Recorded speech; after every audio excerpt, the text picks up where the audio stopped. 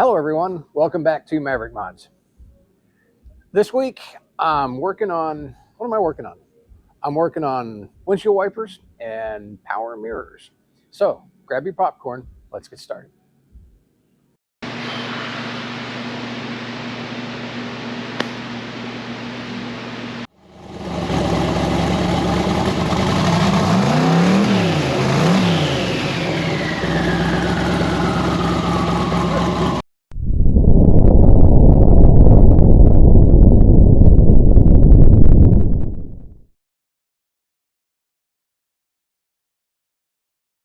Before we start today, a few of you might notice that the audio sounds a little bit different on the videos starting this week. Well, there's a reason behind that.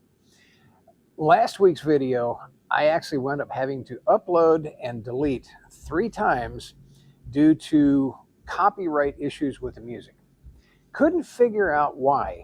When I do a time lapse, I've kind of used stock music that through YouTube that's been free, which it kind of still is, although you have to get a license that doesn't cost you anything. I solved that, but it still kept kicking it back, saying there was a copyright issue with music. Couldn't figure it out, and then it dawned on me. I share this building with another shop, and they sometimes, turn the volume on the radio up a little bit too loud, and I was getting feedback from that. So I got last week's video out okay, but in the process, I had to figure out, okay, how do I keep that from happening again?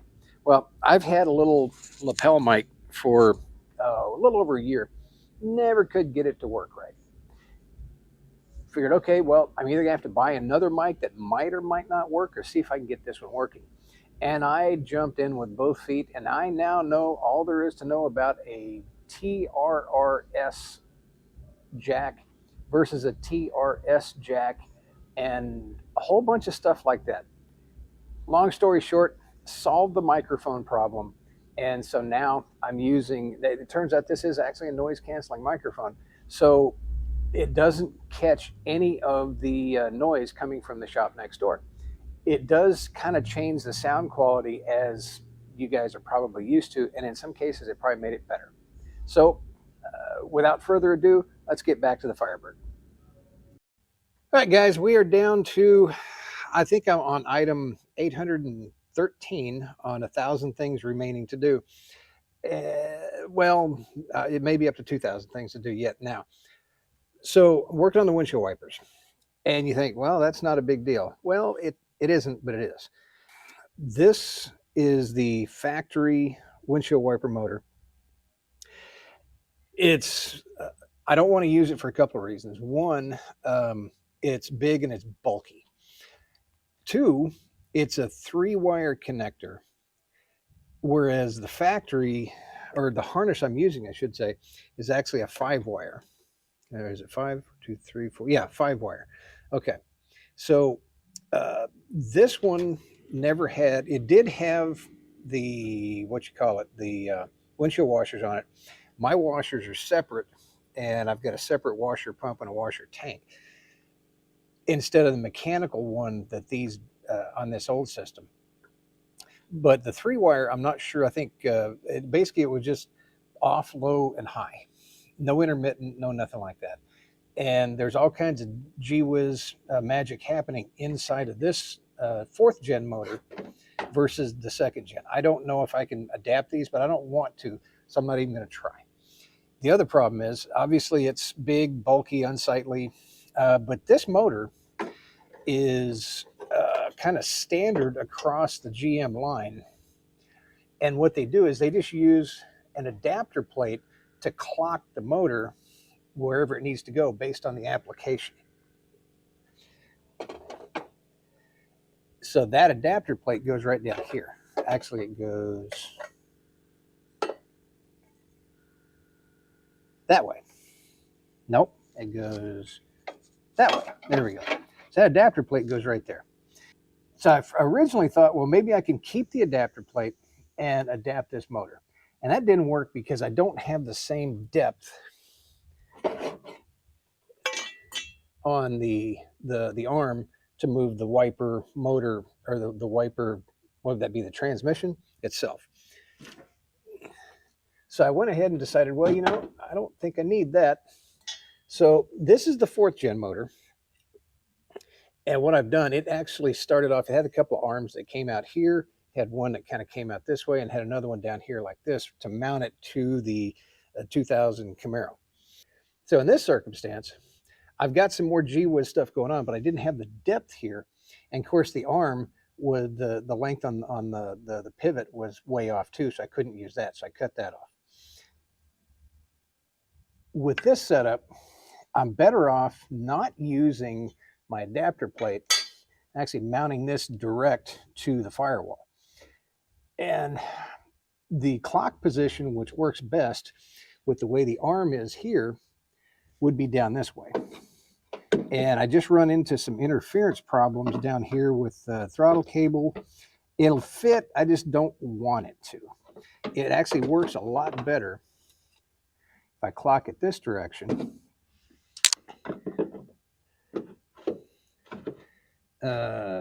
Yeah, just like that.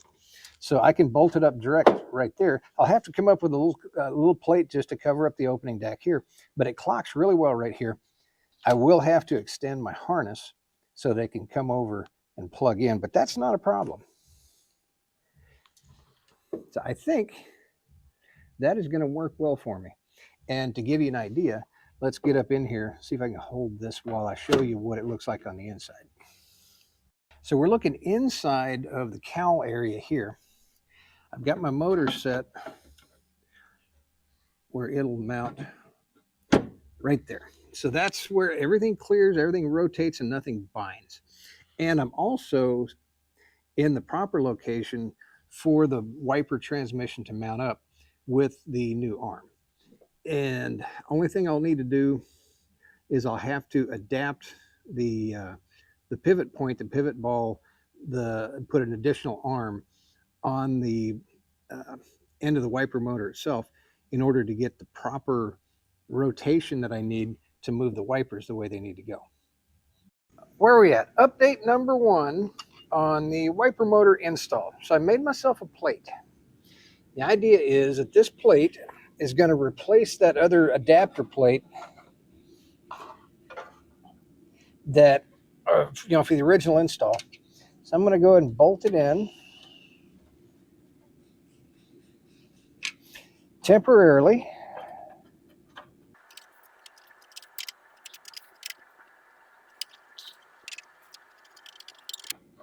I can already tell I need to trim just a little bit, a couple of areas. I think I'll be okay there. But I definitely need to trim on the back side just a little bit. Okay, let me do that real quick. I did my trimming. Let's see if it fits. So the idea is that plate is then going to sandwich between here, and I'm going to use the bolts that normally would hold the motor to the original 4th gen plate, just sandwich everything together with these three bolts. Let's see if it works.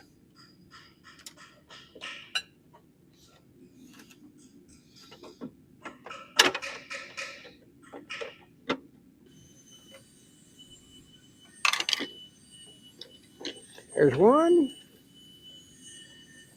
There's two. Now the magic one. There's 3. Now let's tighten them down. See how it looks. So here is the plate that I made up, and that covers that opening. I did have one extra hole. I'm just going to put an extra bolt, actually 2 extra holes, just to help secure this plate a little bit more on this side. And everything feels pretty solid. And here on the inside, see, I'm through bolted, not through the firewall, because the plate is bolted to the firewall, but I'm through bolted through the plate to the original mounting plate of this wiper motor. What I need to do now is I need to wire this thing, run it through a couple of cycles, because it does a thing with the wipers that the original never did, where if it's on intermittent, the wipers are stowed, they come up, Then they do a wipe, they come back, but they don't re-stow. They just kind of sit right here, and they go through the cycle like that until you turn them off, and then they stow, so they go back down. And that has something to do with this right here. And I've got to hook it up and run it through a couple of cycles to remember exactly what all that does, or how this final position when it's stowed is, because that'll determine where. You notice I got my wiper blades on.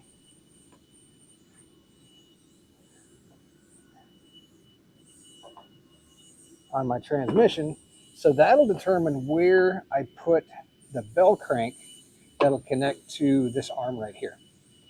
It's getting closer, just a little bit more figuring. Got my motor wired up. I'm testing it. I figured out that I could reclock my arm. And in order to do that, I also had to move a stop because of this weird combobulated little thingy right there. So this is what this looks like when nothing's hooked up. So there's intermittent, and hang on a second here. I got to actually catch it in the little the slot there. There we go. Okay. So this is intermittent. There's low. There's high. We're back to intermittent. And then when it comes to park, the motor actually spins backwards. It comes back and parks the wipers. Everything's all fine and dandy until I actually hook the wipers up. Let me hook the wipers up and then let you see what happens. The good news is I actually do have wipers. The bad news is they're not functioning as they should. So let's go to intermittent. And first thing that goes on is when they stop on intermittent, they're stopping basically the opposite side of what they're supposed to. Haven't quite figured that one out yet. But when you stow them, they're not parking. And before, my arm was coming all the way down to the park position. In this case, it's not. And I can't figure out why it's doing that. I'm working on it. I'll get there. It's just going to take a little bit of brain power, or maybe some luck, or maybe something else. Well, guys, I just flat ran out of skill, luck, and whatever else it was that I was counting on to get these wipers working the way I wanted them to. I've been at this for 3 days, and I'm not sure what, why, or how, but I cannot get the wipers to stow in their half position when it's doing its thing. The other problem is I can't get the intermittent to come and stop in the right position. That I'm going to figure out why that is. It probably has everything to do with me reclocking this, but I've been at it for 3 days. Frankly, I'm tired of dealing with the wipers. So I had a whole bunch of footage, and I forgot to turn the little microphone on. So all of that was wasted about me reassembling the wiper setup. So I've got the wiper motor reinstalled, everything painted, cleaned up, my transmission hooked up. I've got the little cover, whatever this thing is, this leaf guard or whatever this is, in place. My little wiper stop bolted down, and my wipers do this. Well, hang on, that's just, I went the wrong way. That was missed. So let me go back here. There's on, off. And now here's the intermittent. It's still doing its weird thing. I'm not sure why it's stopping there. I probably figure that one out. But for now, at least I've got wipers, and they do stow when they're supposed to. So I'm going to leave that for now and move on to the next project, which is going to be power mirrors. Let's talk mirrors for a second. Yes, I did clean my workbench up. Well, this half of it, sort of. Anyway, let's talk mirrors for a second. So the original Firebird mirrors, I've got them cleaned up here. This is the driver's side. This is the passenger side. They come in 2 pieces.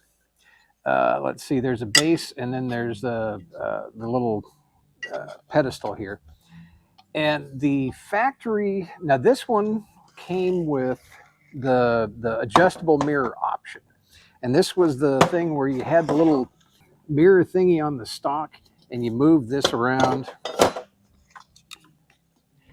and it moved the mirror back and forth. Well, I think I can do better than this. And this basically slid into here and worked its way through the door and then came up on the door panel. I think I can do better than this.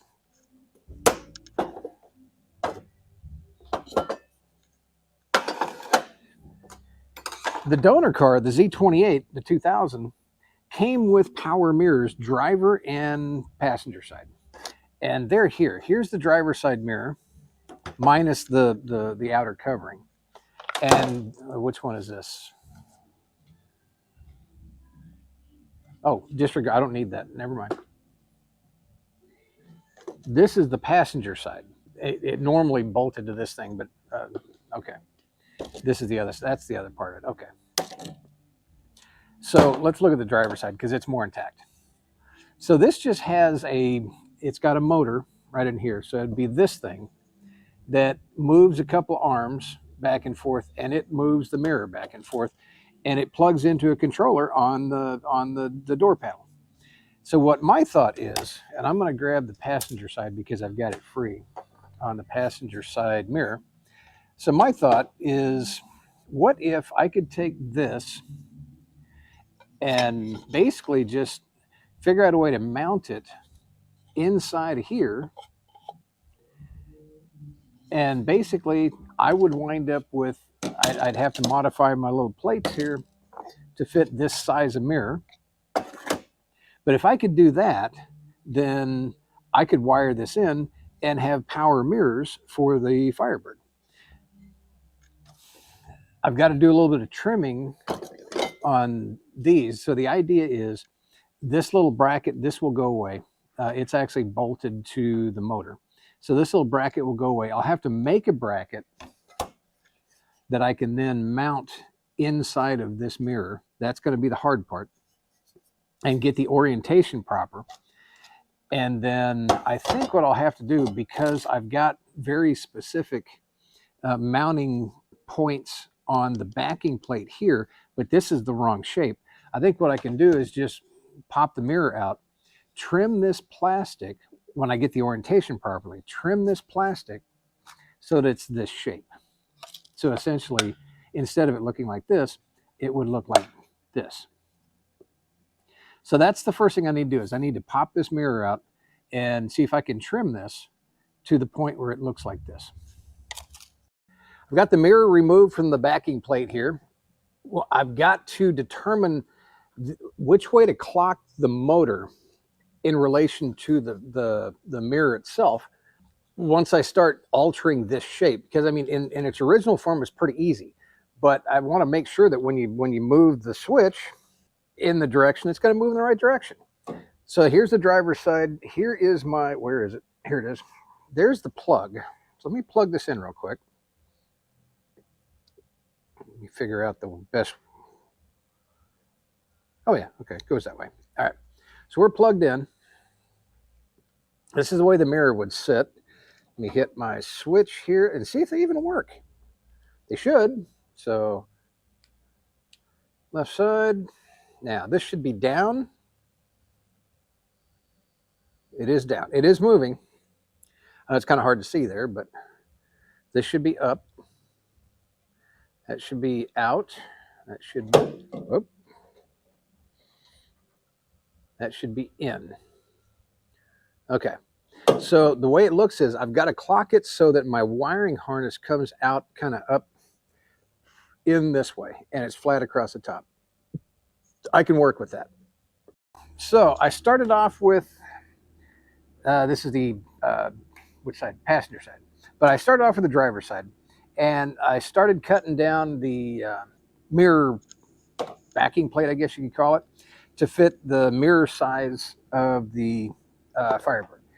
Interesting side note, I did not know this, and it might be this car only. Turns out that the mirrors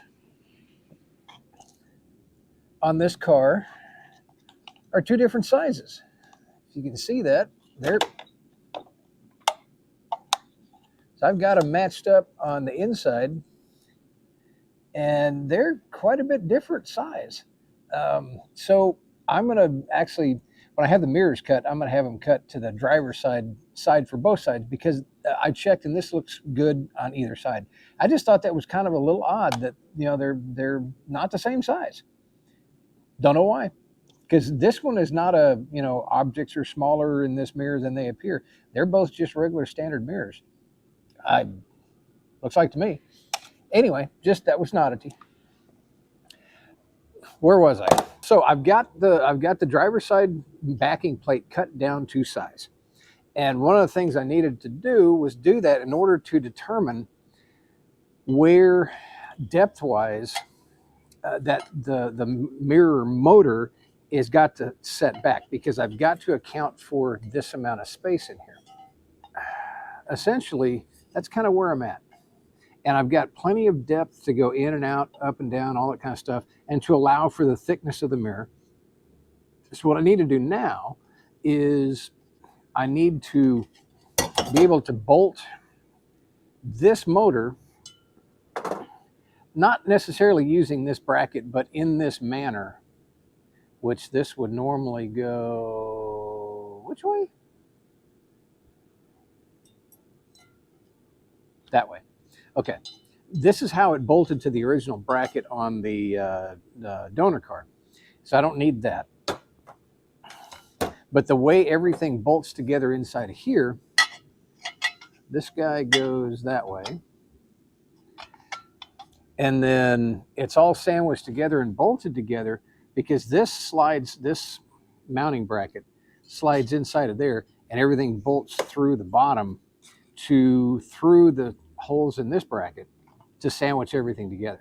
So what I need to do is I need to make a bracket that looks similar to this, that I can use to bolt everything together, but it comes up on a 90 after the mounting bracket, and then I can make a plate that I can bolt the mirror motor and mirror assembly to. So kind of, it looks similar to this, except it's made for this. Believe it or not, I think I actually have some workable parts. I wound up using the plastic bracket like the old system had for bolting the motor, and I made my own bracket to interface this with, yep, that's the driver's side. So let's put it all together and see if it actually works. So the first thing I have to do is I have to bolt my mounting bracket to my mounting bracket. Whoop, goes that way. Come on. All right, so there's my bracket. There's my mounting bracket to the motor. There's my mounting bracket to the housing. Next, I have to put the motor on this bracket. So let's do that. Should have a couple of screws just floating around here.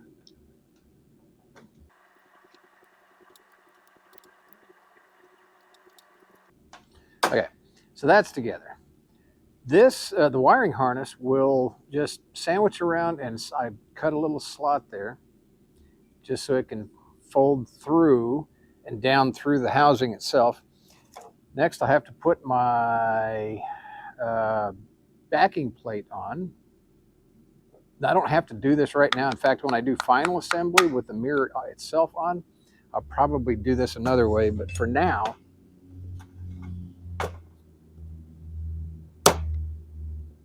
that just pops in. The two little tabs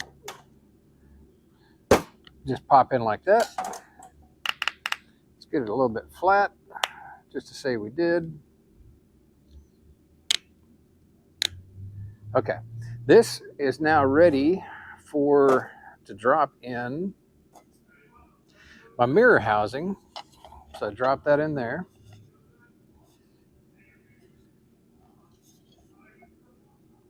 Kind of get my holes lined up. It looks pretty good. Now I find the right one. I'll drop this into there. And I should be able to take my screws Find the right screwdriver.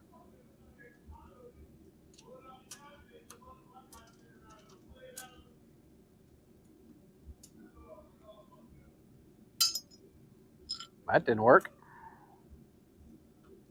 Let's try it again.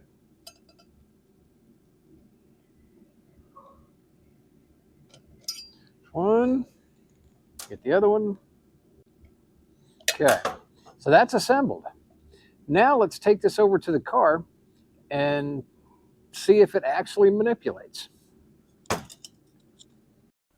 Oh, okay, we're back to the car here. Let me plug this guy in.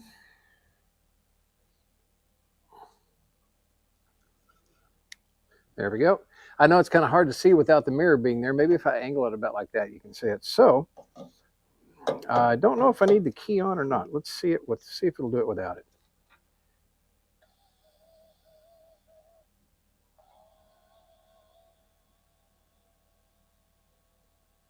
Okay, that's in. That's out. That's up. Disregard that little weird sound. That's down. That works. Okay, I've got to have a mirror made that I can then glue to the backing plate here. But there's one side. I'll get the other side done. One more, well, one half of one more project complete. Well, kind of complete. Okay, guys, bonus footage. Way back, I think it was in the 1700s, there was this really, really smart guy, a Swiss guy who's a mathematician, physicist. His name was Bernoulli. Why am I bringing him up? Well, if you're not in the aviation world, you probably never heard of him.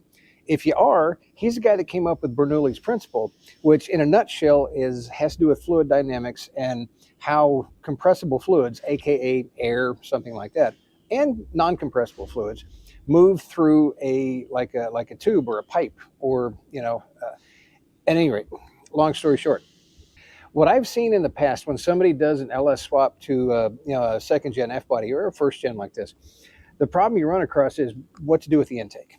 And generally what you see is, because they can't run it, there's no room to run it forward. What they do is they take a pipe and they run it across the side here, and they dump it down on one side or the other over here into a cone filter, or maybe they have a cold air box, something like that. So that's all fine and dandy. I don't want to do that. And that's what got me to thinking about Mr. Bernoulli. This is a 3.5-inch opening. So if I took a 3.5-inch pipe with a 90-degree bend and came along here somewhere and ran it down here and put a cone filter on it, that is a fairly long length of travel for the airflow to go through. And the longer the length of travel and the more surface area that the air touches along the way, you get disruption, you get turbulence inside the pipe, not counting the bend into here. So that got me thinking about Mr. Bernoulli. Now, I could do the simple and easy way and just get myself a pipe, run it along the side here and dump it down here and be done with it. Or I could do it the hard way. And well, you guys know me, I'm probably going to do it the hard way. So what I got to thinking about was, how did the fourth gen, the 2000 Z28, what did the intake look like on that? Or I should say the air cleaner assembly look like on that? And here it is. Now I can't use this because I don't have the room for it, but it basically plugged in to the mass airflow sensor, but it plugged into the intake, and then it expanded out very rapidly. And of course, the filter sat in here. So what you had was, you had minimal restriction or restrictive tube without that long length that would have if I came along here. I got to think about that, and what can I do to kind of work in this vein? So here's what I got to thinking about. I would really like to run the intake straight forward and come down and go between my air conditioner condenser and my core support. Problem is, if I do a 3.5-inch pipe and I come straight out, I don't have the room for that. I could flatten a 3.5-inch pipe, oval it out to make it fit in here. There are some aftermarket intakes that do that. But I also got to thinking, I also have to make a cover plate that goes across top here. Maybe I can integrate the intake with that cover plate. So here was what I came up with.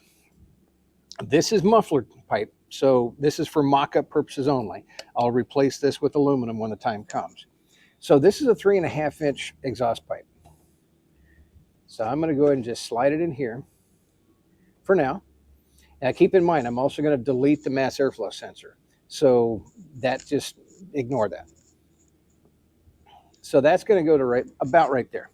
Then again, this is muffler pipe, mock-up purposes only. I got to thinking, what if I could take two of these, which do fit down in here, and kind of set them one on each side and join them together. So I could put, of course, I'll put the cone filters on the bottom of these down in front of the air conditioner condenser. But I got to thinking, I've got more surface area on two 2.5-inch pipes than I do on one 3.5-inch pipe. So that would be actually kind of, in a way, replicating the original factory intake system, which was a pretty good intake. All I've got to do is just kind of angle these together, merge them together, make them look pretty and fit. And then also, when these are together, then I can take my cover plate, come right over the top of this, and I've got a nice, good-looking intake that's a very good visual, eye popper just as soon as you open the hood. So let me start cutting some steel here, get this together, and see how it's going to look.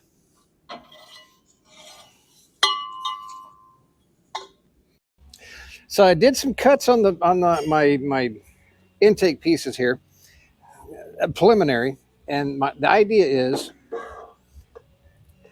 I'm just going to I brought these two pieces in just enough to match the diameter of my center 3.5-inch pipe, which, of course, is 3.5 inches around here, but I've narrowed this part down so that from here to here is 2.5 inches, which is the same as the outer diameter of these pipes.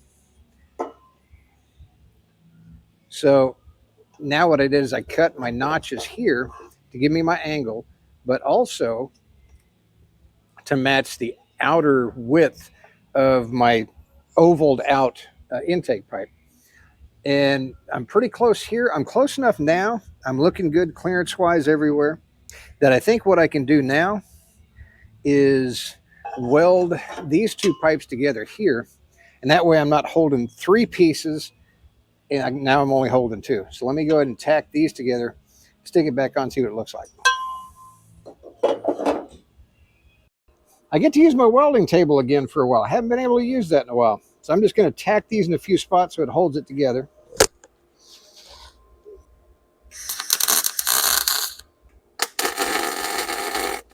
All right, so I can't get around the backside here, so I'm going to do it right kind of in the middle here.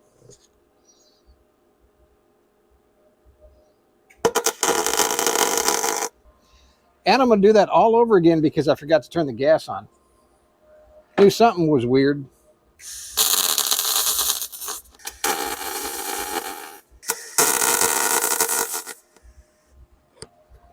Okay, let's see how that worked. I'm going to take and stick this on the belt grinder just to smooth that out some before I test fit it again. Just a few minutes on the belt sander, just enough to kind of smooth this out here. And I think that's looking pretty good.